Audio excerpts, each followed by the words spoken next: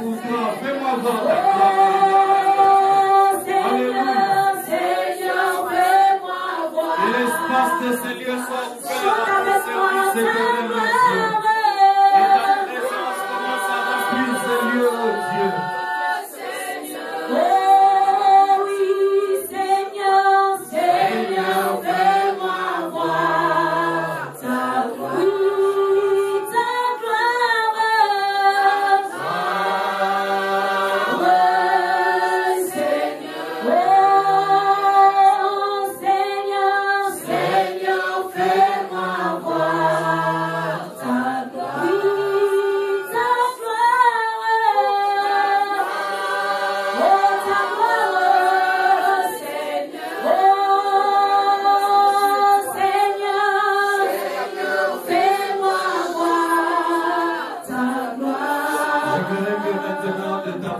Parle à Dieu et les voix s'élèvent en adorant le Seigneur ou en demandant au Seigneur d'être visité.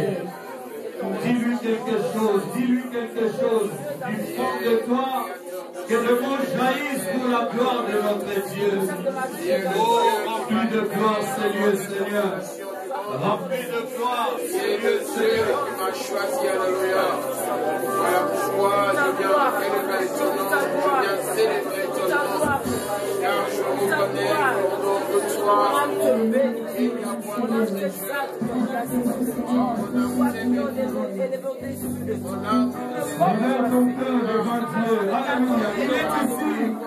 Il est ici ce soir pour te visiter. Il est là, je le sens. Je le sens, le Dieu puissant, le Dieu véritable. Il est là, je connais le Dieu que je sers. Oh, Ramanavashete, oh, Ramanavaya Santaria, Remanavaya Santaria, Korobosekelako, Remanavaya Santaria, Baravashete, oh, Ramanavaya Santaria,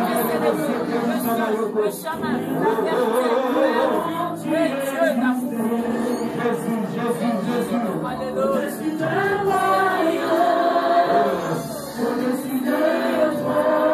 Qui a ses mains levées comme quelqu'un qui voudrait voir la gloire de Dieu ce soir. Alléluia.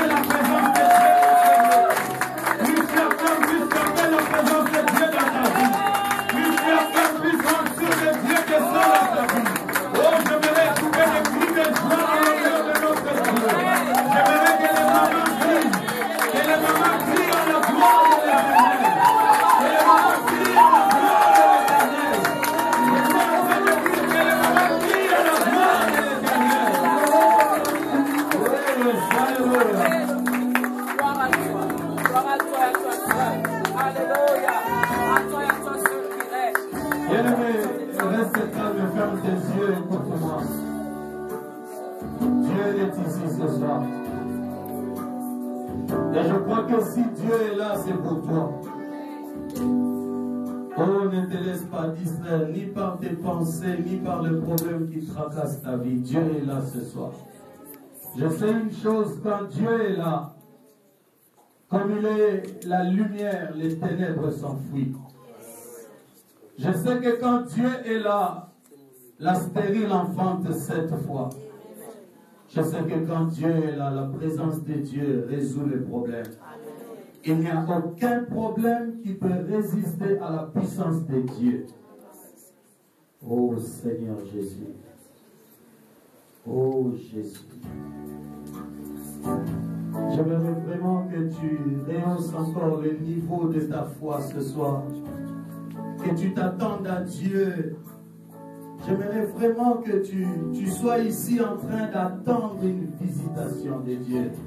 Je n'aimerais pas que la main de Dieu passe loin de toi. Que Dieu voit le sacrifice que tu as fait en quittant chez toi, en venant ici. Du reste, c'est lui qui t'a convié dans sa présence. Oh yes. Oh yes.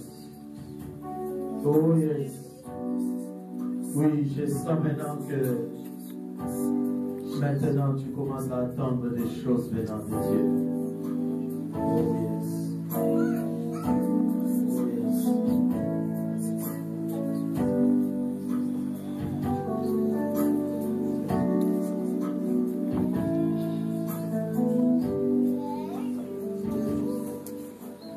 Oh yes, oh yes, oh yes. Je sens vraiment qu'il va faire quelque chose. Je sens qu'il va le faire. Alors j'attends que tu montres vraiment comme je le sens dans mon esprit.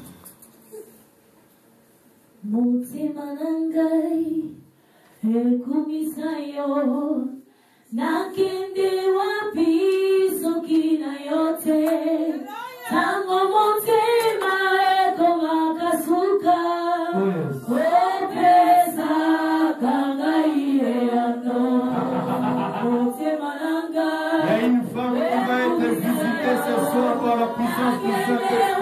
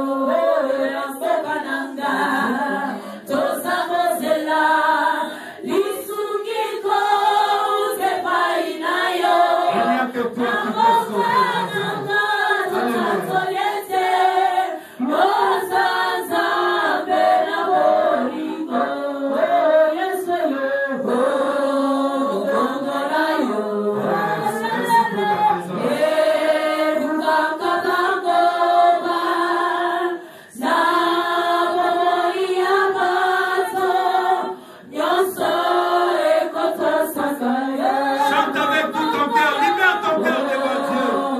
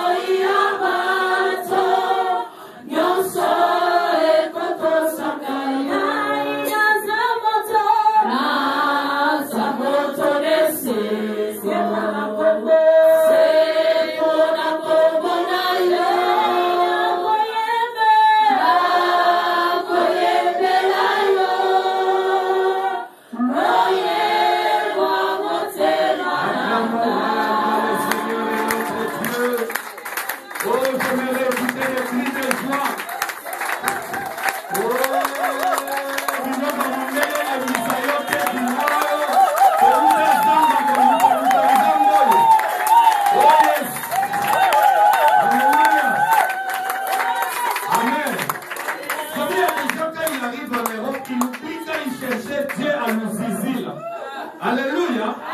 Il commence à imiter les blancs, à clamer comme les blancs. Moi, je ne suis pas blanc. Je suis un enfant du royaume. Quand j'acclame le roi, je sais la valeur que le roi a dans ma vie. Oh yes. Oh yes. Alléluia. Disons quand même la parole. Parce que quelque part, on m'a dit quand tu vois un prédicateur qui commence avec des chansons comme ça, peut-être qu'il n'a pas de message. Amen. Que celui qui le veut, mais c'est mon souhait que tu t'élèves pour que nous puissions faire la lecture. Nous sommes dans le livre de Psaume, au chapitre 74. Psaume 74, Psaume 74.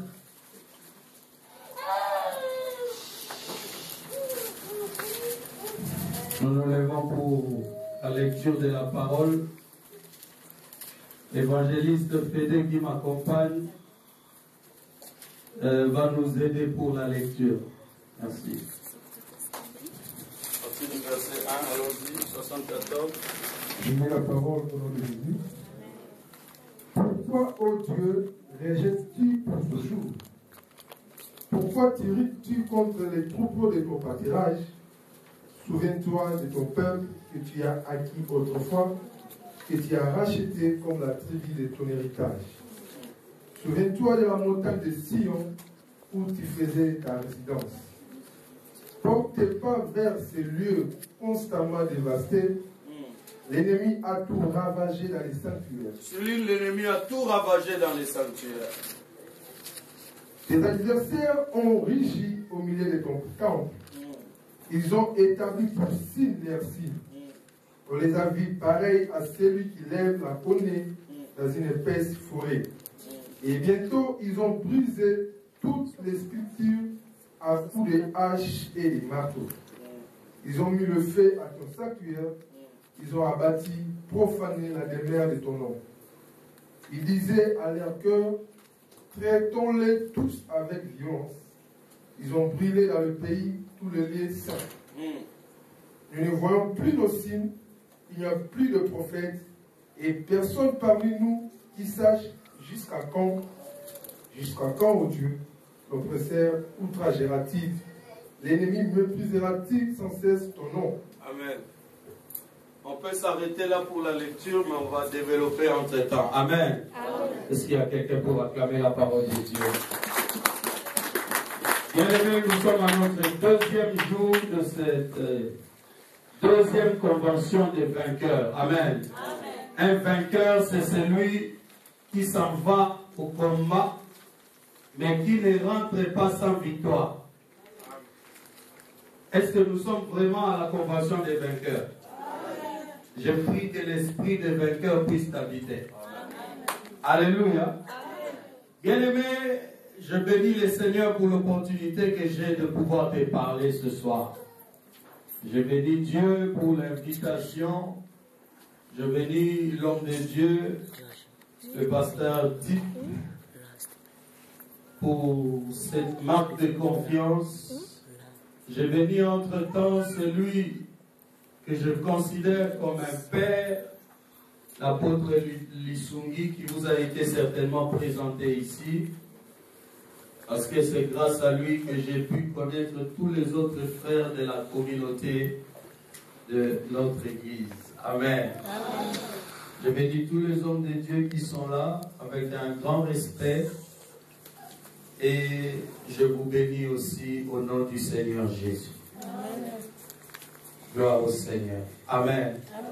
Vous savez que notre thème est le chemin royal. Alléluia.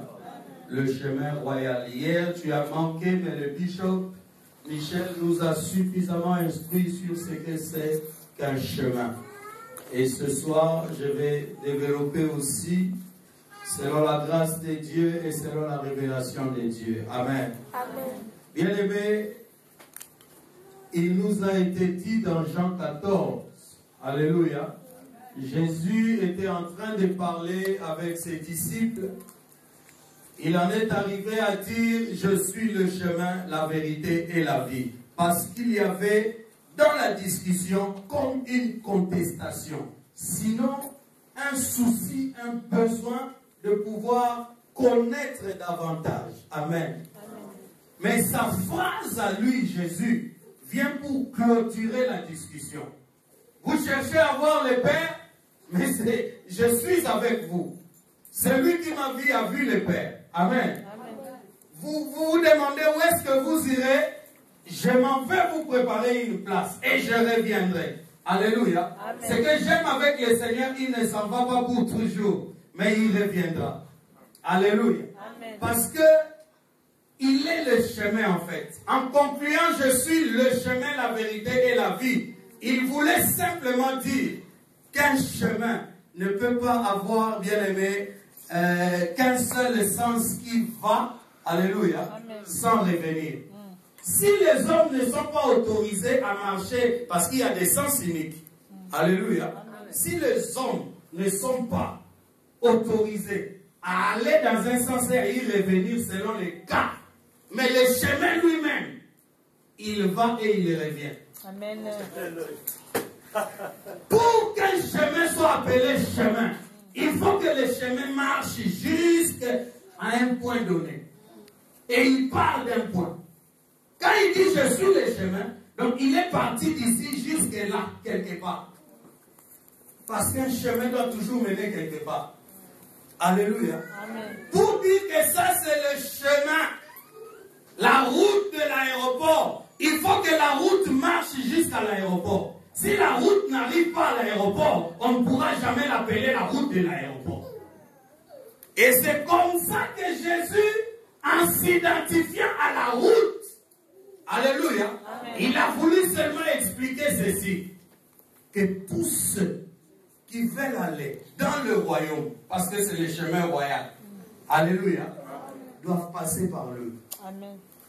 Ils doivent passer par lui et c'est comme ça que sur son chemin, Jésus s'est arrangé pour ôter tous les problèmes possibles parce qu'il savait que tu vas emprunter le même chemin.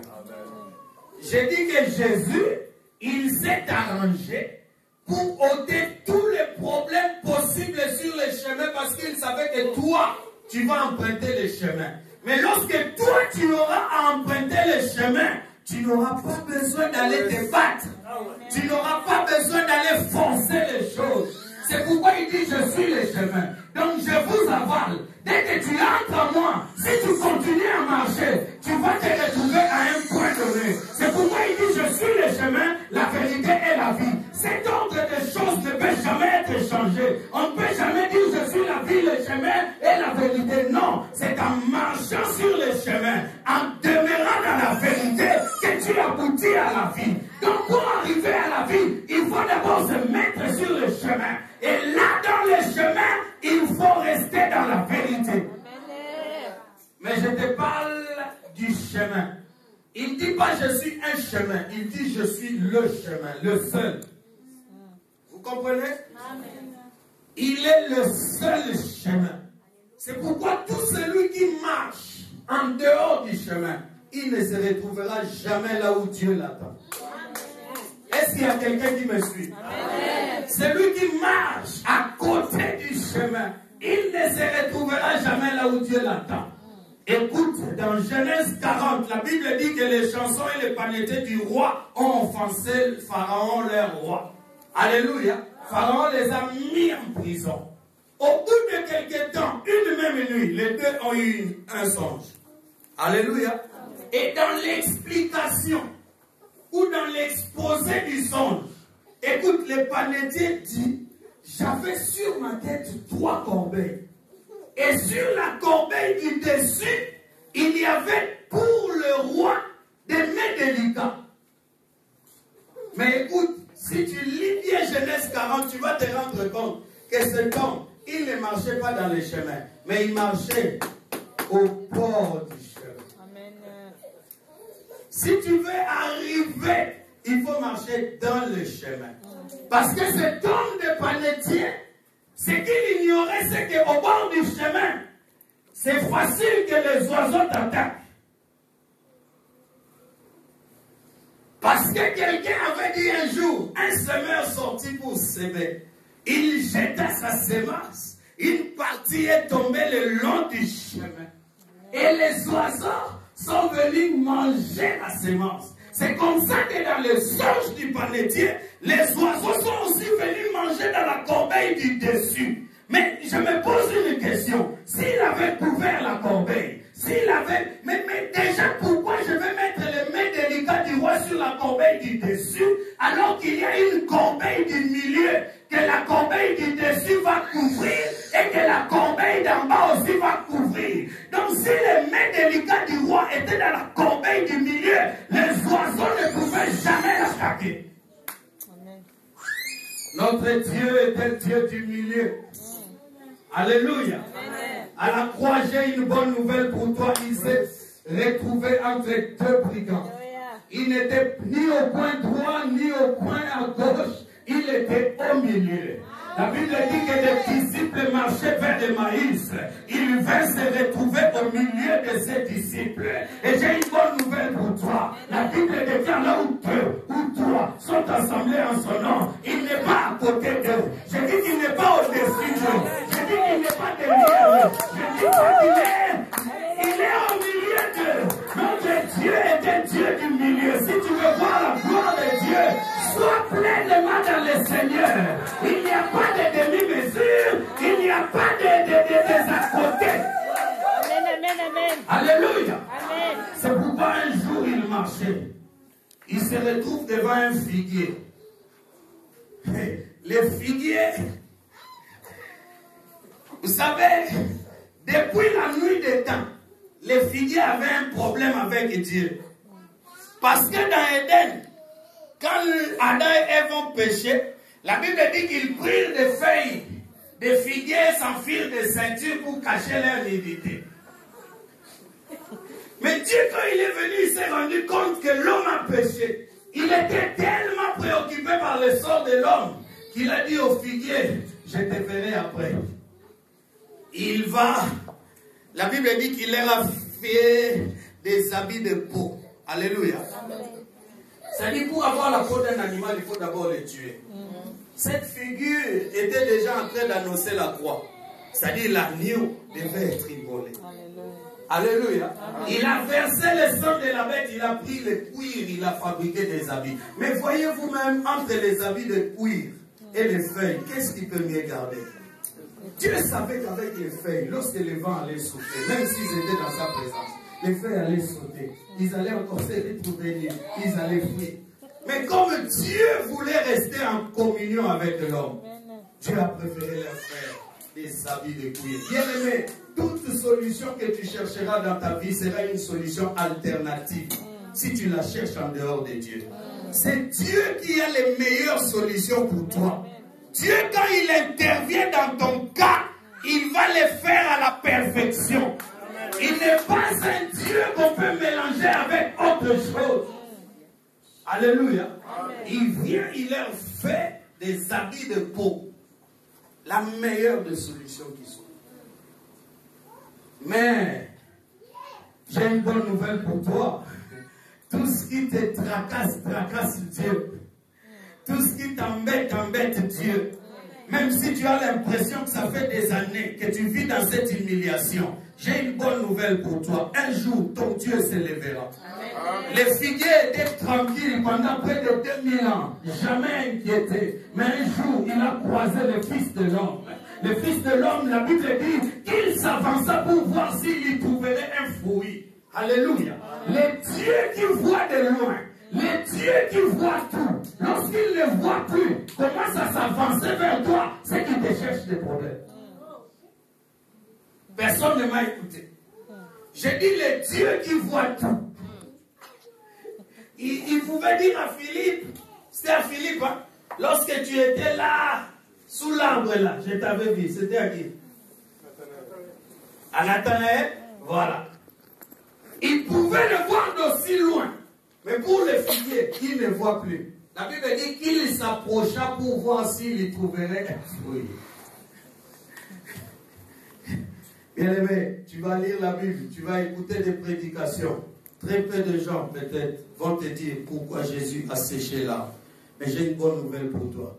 Les figuiers avaient un problème avec Jésus depuis l'Éden. Parce qu'il avait prêté des feuilles pour que l'homme s'enfuit loin de Dieu.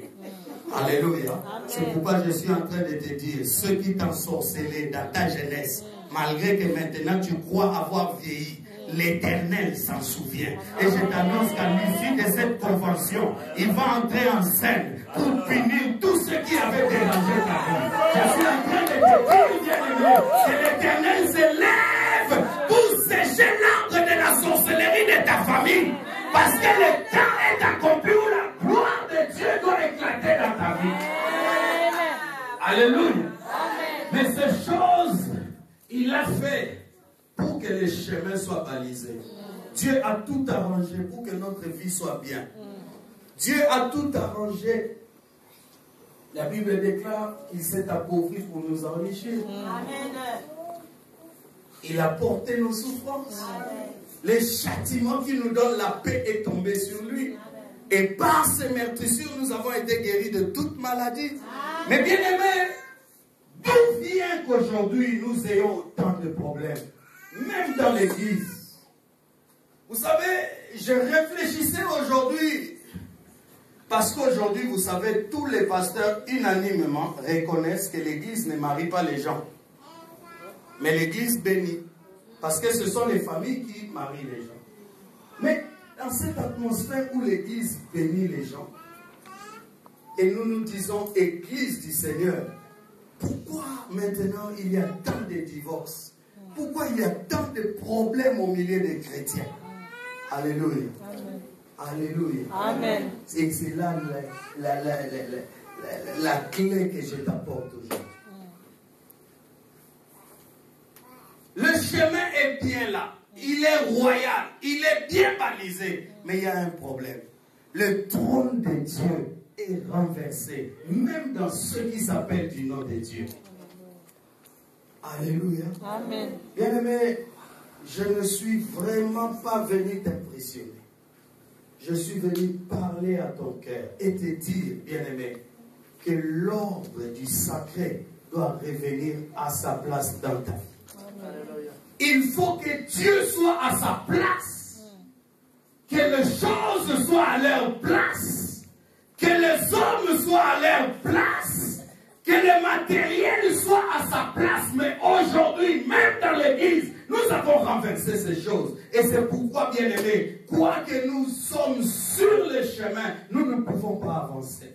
Les obstacles que Jésus avait déjà enlevés, nous les avons nous-mêmes remis sur le chemin. Et nous sommes bloqués. Nous avons l'impression que Dieu n'agit pas. Non, Dieu est tout puissant. La Bible déclare que sa main n'est pas courte pour agir, ni son oreille dure pour entendre, mais ce sont nos fautes qui nous séparent de lui.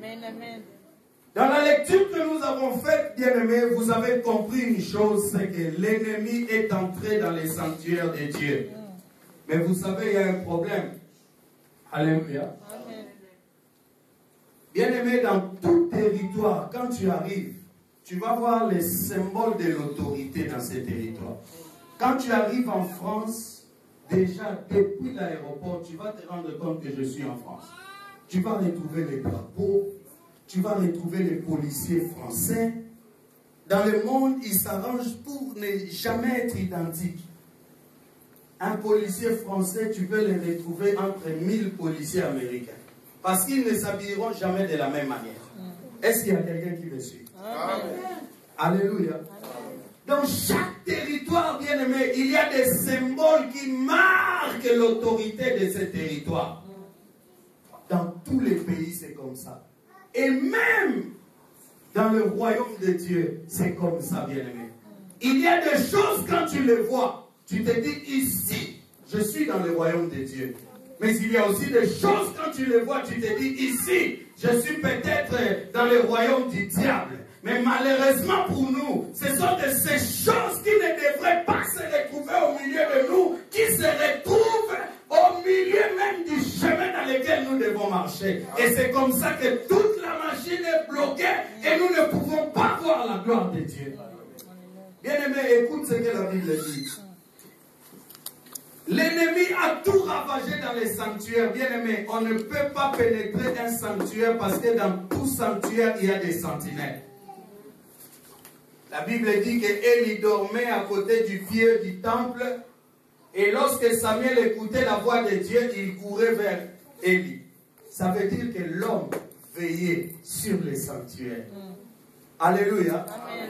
Pour que l'ennemi entre et détruise, il faut d'abord que la sentinelle ne soit plus là. Mais ici, on nous dit que l'ennemi est entré et il a détruit. La Bible dit que tes adversaires ont rugi au milieu de ton temple. C'était le temple de quelqu'un. Mais les ennemis, bien-aimés, est-ce que ton ennemi peut entrer chez toi et faire ce qu'il veut? Il faut d'abord dire la parole, qu'il puisse te lier. Si l'ennemi a rugi, c'est qu'il avait pu lier ceux qui gardaient les temples. Mais comment est-ce qu'ils se sont laissés faire? Est-ce qu'il y a quelqu'un qui est avec nous? Amen. Amen. Et vous savez, dans chaque bataille, parce que cette vie chrétienne est à la fois une bataille, alléluia, amen, il y a une lutte entre les ténèbres et la lumière. Le diable cherche à te tirer de son côté et Dieu cherche à te sauver. Dans chaque bataille, bien-aimé, lorsque vous perdez du terrain, l'ennemi s'installe et il met ses signes à lui. Alléluia. Amen. Quand un territoire est pris pendant la guerre, même si c'est par des rebelles, ils laissent flotter leur drapeau. Alléluia. Amen. Et la Bible nous dit ici qu'ils ont établi pour signe leur signe. Bien-aimé, on ne se moque pas de Dieu. Ce qu'un homme aura semé, il le moissonnera. Amen. Si tu sèmes l'iniquité, tu moissonneras de l'iniquité la mort. Alléluia. L'ennemi est entré, il a enlevé les signes de Dieu au milieu de nous. Il a placé ses signes à lui. C'est pourquoi nous sommes dans l'église. Mais nous voyons des choses qui ne devraient pas être vécues à l'église. C'est vivre. Alléluia. Amen. Comment est-ce que vous voulez que sur ce chemin royal, on retrouve des calomniateurs? Il y a des gens qui viennent à l'église, ce n'est pas pour prier, c'est pour voir qui a quoi, qui s'est habillé comment, qui donne quoi, qui ne donne jamais. Quand vous retrouvez ces choses, bien-aimés, l'ennemi vous a mis hors du chemin. Alléluia. Amen.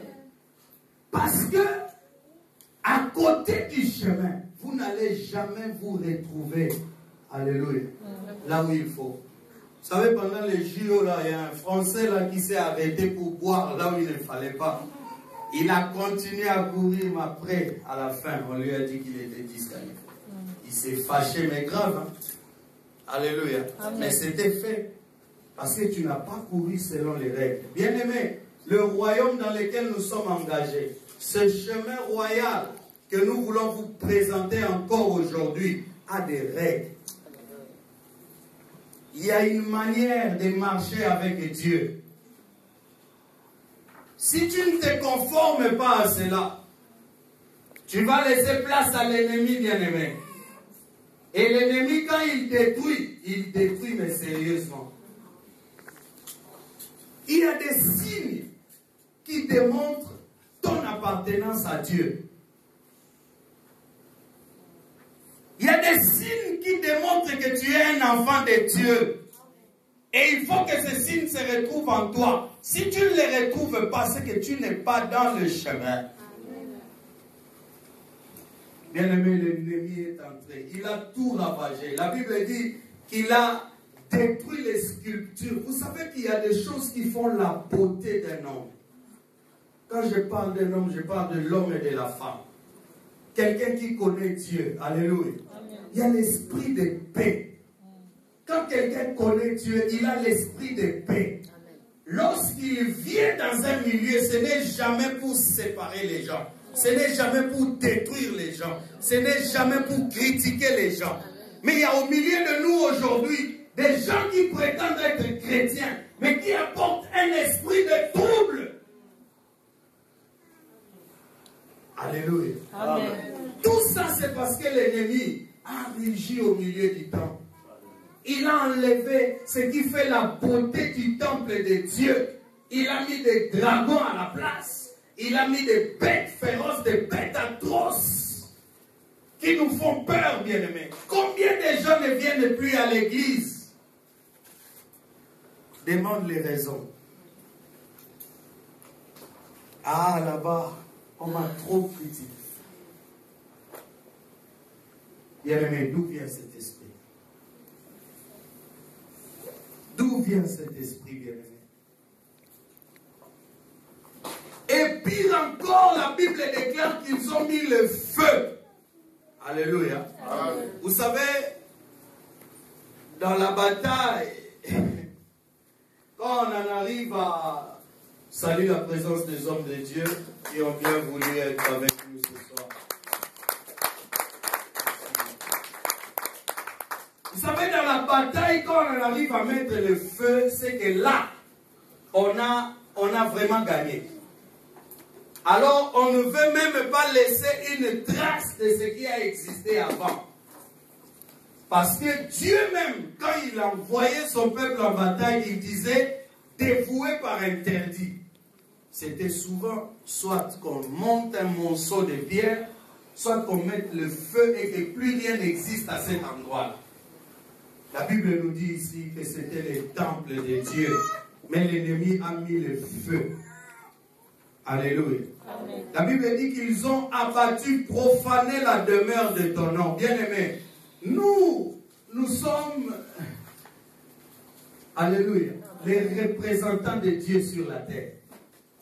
Quand l'ennemi prend le contrôle de notre vie, ce n'est pas trop nous qui devrions avoir honte. Mais c'est l'Éternel notre Dieu. Donc chaque fois que tu laisses l'ennemi détruire ta vie, détruire quelque chose qui était en toi, que Dieu a placé, tu le fais à la honte de Dieu. Et aujourd'hui, combien d'enfants de Dieu, alléluia, ont fait que l'ennemi puisse profaner le nom de Dieu.